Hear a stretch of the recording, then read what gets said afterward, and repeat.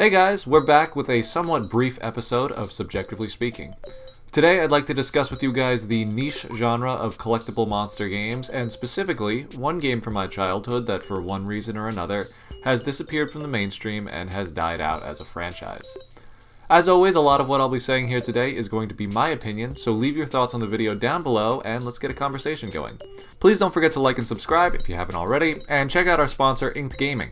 Use the link in the description and the code Subjectively10 at checkout for a 10% discount off all purchases on the site. Alright, let's talk monsters. The collectible monster genre of games has obvious appeal for both adults and children. Who wouldn't want to team up with a group of powerful mythical beasts who are not only your allies in battle, but also close friends with which you can form an emotional bond?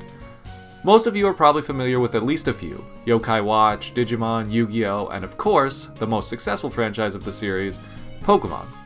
What started as an idea for a trading card game eventually blossomed into perhaps the most successful multimedia franchise in the world, with games, TV shows, movies, t-shirts, card game toys, and even mac and cheese, all based around the core theme of collecting and battling mythical monsters that can fit into a 10-year-old's pocket.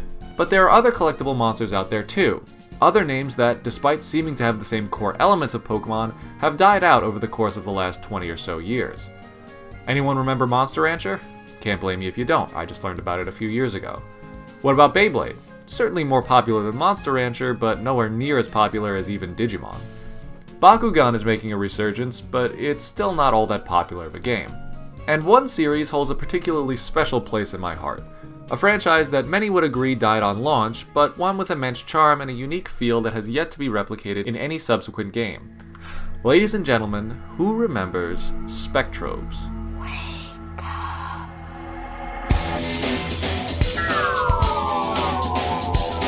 Developed by some poor company called Jupiter, and published by Disney no less, Spectrobes was a short-lived series of action RPGs based around collecting and battling portable monsters with immense powers and abilities. I got the first game back when I was in 5th grade, and at the time I loved it. But as an adult, I went back and tried to play several of the other titles in the series, and let me tell you, those games do not hold up. So today I want to talk about what goes into a collectible monster game, and what things will make such a game successful, and which things will cause it to disappear to time. Let's start positive. The things that Spectrobes does right. Starting with, of course, character design. I think the easiest way to create a successful CM game is by incorporating exciting and innovative monster designs into your series. Creatures that will get kids to say, "I want that to be my friend," and adults to say, "Damn, that shit's cool." Spectrobes can check this box with a sparkly gel pen because damn, that shit's cool. The monsters you collect in Spectrobes, called Spectrobes, are some of the most creative and unique creatures in all of the CM genre. What's more, there's a strong sense of cohesion that applies to all of the designs. You can look at any of these monsters and immediately identify them as a Spectrobe. The complication and intricacy of these designs is unrivaled to this day by any other CM franchise, and to me, it's almost enough to make this game series as iconic as Pokemon. Almost. There's one other thing that I think Spectrobes does right, and it's more on the mechanic side, but it does play into the design of the creatures. The majority of the Spectrobes have designs inspired by ancient carvings, statues, and wall paintings. This aesthetic is part of what makes them so unique, but it also tells the player something about the core mechanics of the game. Whereas in Pokemon, you encounter your monsters in the wild and catch them with Pokeballs, in Spectrobes, you assemble your team by digging up fossils and waking them up. This was Spectrobes' gimmick, the mechanic that set them apart from other big titles in the CM genre. I remember the commercial where kids would yell into their DS mics and try to wake up their new friends. It's a cute idea that innovates on the convention of collection, and it adds an element of excitement and RNG to a game. Oh, I found a dig site. I wonder which fossil it'll be. Did I find a rare one? I hope I don't damage it. Oh, that's the other thing. When digging up your fossils, the player must be careful to use the right tools so as to not to damage your target. If you can dig it up safely, your Spectrobe will have a better rating when you receive it. It's a mechanic that utilizes the new tech capabilities of the DS in a fun way, without overdoing it. But unfortunately, that's about it for what I like about these games. As much as I love the look and ideas behind the series, there's a reason that the last game came out in 2009. Let's now discuss what about these games is lacking, the things that the most successful collectible monster games do, and have set the standard of excellence. First off, core battling mechanics. Pokemon obviously does it best. Turn-based battles that focus around each Pokemon's individual moves, abilities, and items. It's easy enough for a child to understand, but involved enough for an adult to enjoy. In Spectrobes, the combat is really underwhelming. It's action-based, and though the idea of a real-time brawl where you get to control your monsters as well as your player character at first seems fun, there's little for you to do beyond moving, a basic attack, and a charged attack. Yeah, the combat is about as fun as the gym battles in Pokemon Go. Pokemon also ups the complication factor by including 18 different elemental types that yield 324 possible ways to assign types to a Pokemon with 171 unique combinations.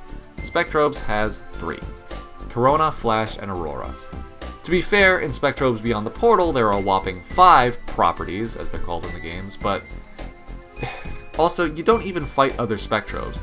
The only combat is PvE, and it's against the Crawl, an alien race of goops that, to be fair, are also very well designed, but it gets really boring after a while. So, combat mechanics, lacking. What else makes a good CM game? What about story? Pokemon games, for the most part, have stories that are engaging for young fans and, at the very least, compelling enough to get you through the game as an adult. Spectrobe's story, in the first game at least, is you find an alien goop, you find Spectrobes, and then you kill the alien goop with the Spectrobes. And I had to look that up on Wikipedia. I don't even remember what happened from when I played through the game myself. As a kid, I must have enjoyed it, but a few weeks ago I tried to play Beyond the Portals, and I found myself button mashing through boring dialogue for most of the game. Not to mention the postgame. Have I mentioned the postgame? There is none. Not in the first game, at least. After you beat the final boss, the credits run and you're back to the main menu. Clicking your save file brings you back to right before the final fight. I hated that as a kid, and no postgame means that the memorability of the series will be severely diminished, as players will be forced to stop playing the game once they beat it. It's a very antiquated convention of game design. I think especially as an adult, postgame allows a player to engage in the mechanic that appeals more to older audiences. More strategy, collection, and elevated challenges. That really sums up the problems with Spectrobes pretty well. They lack the foresight to include a wider target audience with their games, and instead focused on keeping it as simple as possible to make it easier to sell to kids. I think at the time, the CM genre was kind of misunderstood by a lot of game companies, and most developers thought that once their audience hit 15 years old, they'd lose interest. But that couldn't be further from the truth. People my age grew up with games like Pokemon, and developers like Game Freak know that they can't just market their games to kids. There needs to be enough for players of all ages to enjoy. Spectrobes and its developers didn't really understand this, and got too wrapped up in gimmicks that they thought could look good in a TV commercial. The games feel rushed and underdesigned, and as unfortunate as it is for me to say this, character design was not enough to save this game series. And sometimes that's just how it goes.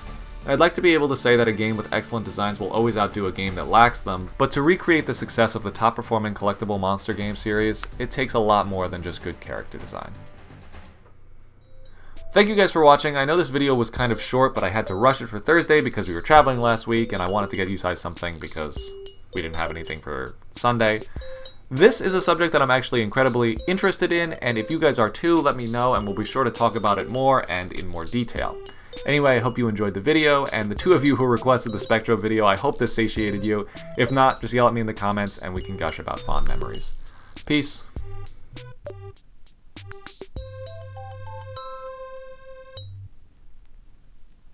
Tomorrow, because science do. Man, I haven't even started. What are you gonna do? I'm gonna do Mom for the talent show. Daddy? Do I look? For my science project, new. Check out Bonneau. Check out.